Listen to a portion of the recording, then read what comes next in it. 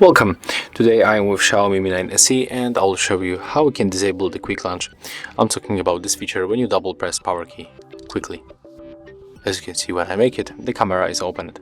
If you want to get rid of that, you have to open the settings of your smartphone. Then you have to, you will get a screen like that. You have to tap on the search, then click camera, go for the search, and tap on the launch camera.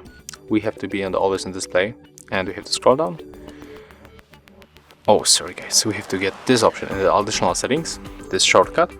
So as you can see, it's currently linked to double press the power button, but we can turn it off by choosing the null. And just take a look. When you double press power key quickly, there's nothing to going to happen because it's disabled. So if you found this video helpful, remember to like, comment and subscribe to our channel.